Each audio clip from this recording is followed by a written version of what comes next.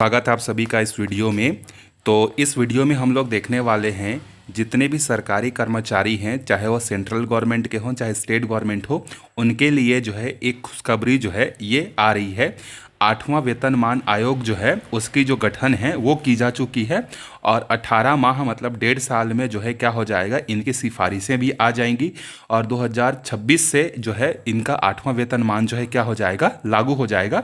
लेकिन अभी समय है, एरियर्स के रूप में मिलेगा 2026 से, लेकिन इसकी जो सिफारिशें हैं 2027 के अंत में या 2028 के शुरुआत में शुरू होगा, लेकिन प्रॉपर 2026 से इनको जो है एरियर्स जो है मिलेगा।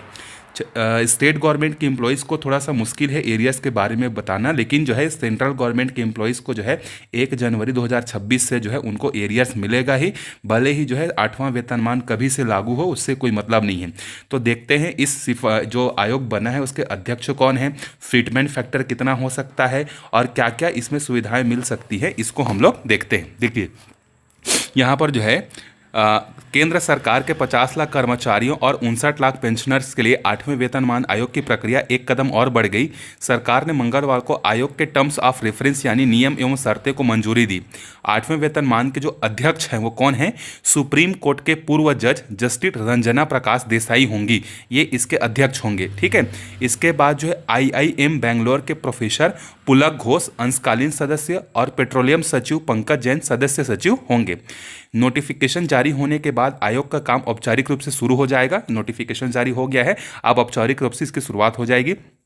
आयोग को 18 माह में रिपोर्ट सौंपनी होगी, 1.5 साल में सौंपना पड़ेगा। अनुमान है कि अप्रैल मई 2027 तक रिपोर्ट सौंप सकता है। सरकार इस पर विचार के लिए 3 से 6 महीने ले सकती है। यह 1 जनवरी 2026 से लागू होगा। ठीक है, मतलब देखो सिफारिश आने में मई जून लग सकता है, फिर सरकार 3 से 6 महीने लेगी, मतलब 2027 के एंड में या 2028 के शुरुआत से ये लागू हो जाएगा। लेकिन जितना भी समय लागू होगा एरियस 1 जनवरी 2026 से ही जो है मिलेगा। अब देखिए इस बार जो है स्पेशली जो है उम्मीदें क्या हैं, इसको ध्यान से समझिएगा।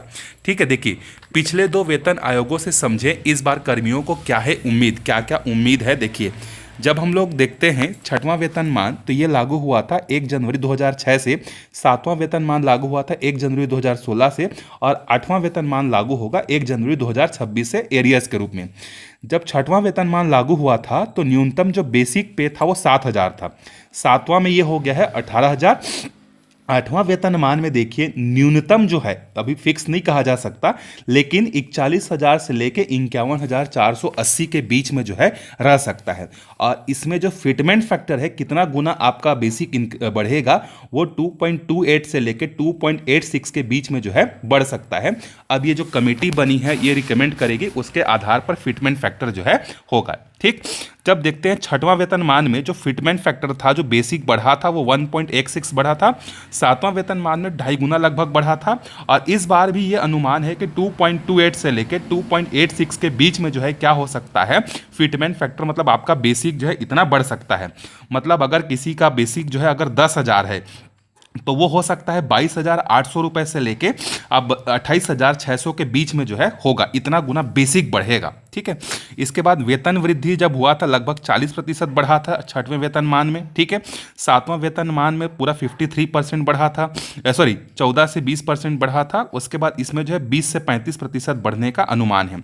महंगाई भत्ता उस समय 22% था। 7वां वेतनमान जो है अभी तक जो है 2024 तक 53% हो चुका है।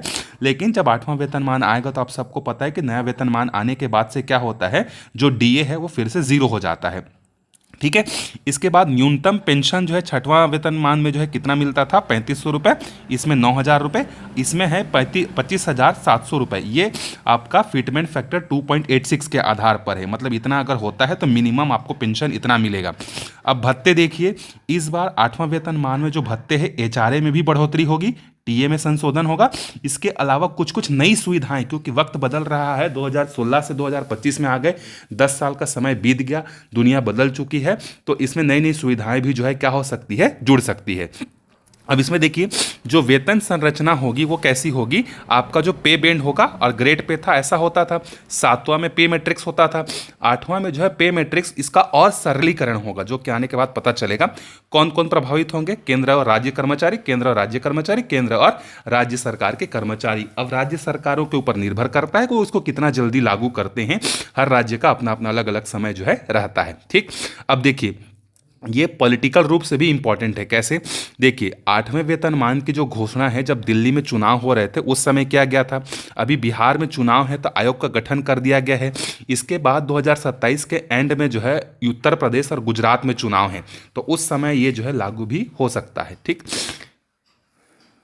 देखिए केंद्र सरकार ने जनवरी में 8वें वेतनमान आयोग की घोषणा की थी। फरवरी में दिल्ली में विधानसभा चुनाव थे। घोषणा के 9 महीने बाद आयोग के नियम एवं शर्तें तय हुए हैं। अभी बिहार में चुनाव प्रक्रिया जारी है, इसीलिए ठीक सिफारिशें 2027 के अंत तक लागू होने का अनुमान है, क्योंकि उसी साल जो है बड़े प्रदेश बोल सकते हैं गुजरात और उत्तर प्रदेश में चुनाव है। ठीक है, और इसके बाद जो है 2029 में क्या है, लोकसभा चुनाव है।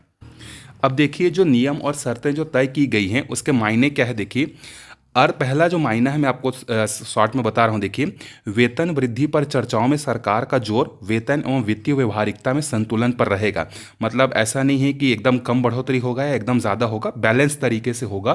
फिटमेंट फैक्टर लगभग 2.5 के आसपास रहने का अनुमान है। ठीक है, सरकार चाहती है कि विकास और वेलफेयर के लिए जरूरी सभी संसाधन वेतन मद में न चले जाएं, संतुलन रखना होगा। ऐसा भी नहीं है कि बहुत ज़्यादा वेतन वृद्धि कर दिया जाए जिसके कारण से सरकार का जो खजाना है, जो कोष है, वो इसी पर लुटा दिया जाए।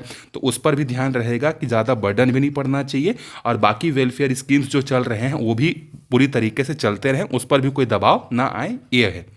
इसके बाद है पेंशन लाभ सख्त समीक्षा के दायरे में रहेंगे।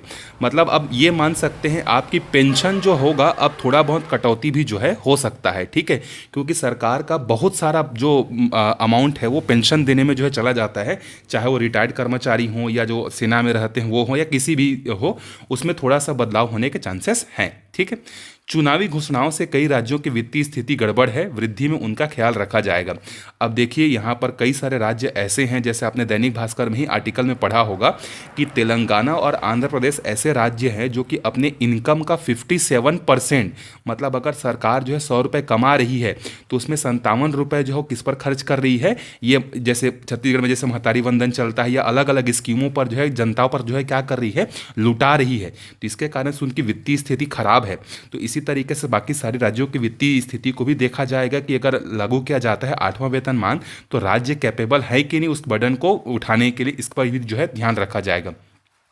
निजी क्षेत्र के वेतन के मोह से प्रतिभाएं सरकारी नौकरियों से दूर हो रही हैं, इसके उपाय संभव हैं। मतलब निजी क्षेत्र के वेतन के मोह से प्रतिभाएं सरकारी नौकरियों से दूर हो रही है, इसका मतलब यह है कि जो प्राइवेट सेक्टर है, मल्टीनेशनल कंपनीज है, एमएनसीज हैं, वहाँ पर जो वेतन है क्या है, बहुत ज़्यादा है।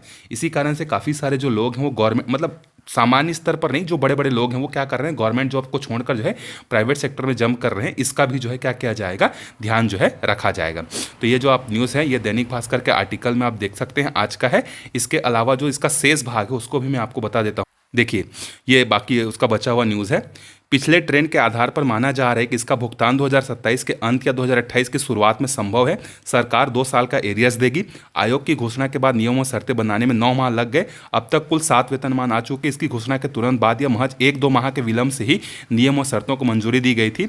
सूचना और प्रसारण मंत्री अश्विनी वैष्णव ने बताया कि केंद्र सरकार के विभिन्न मंत्रालयों, राज्य सरकारों से चर्चा के बाद यह मंजूरी दी गई है। मतलब जो नियम शर्तें बनाई जाती है ना, वो जो है सारे सरकारों, सारे विभागों से बातचीत करके जो है दिया गया है। यह जानकारी अश्विनी वैष्णव ने जो है दी है। तो बहुत जल्दी जो है पेमेंट जो है बढ़ सकता है। ये उसकी खुशखबरी 1-1.5 साल में आपको मिल सकती है।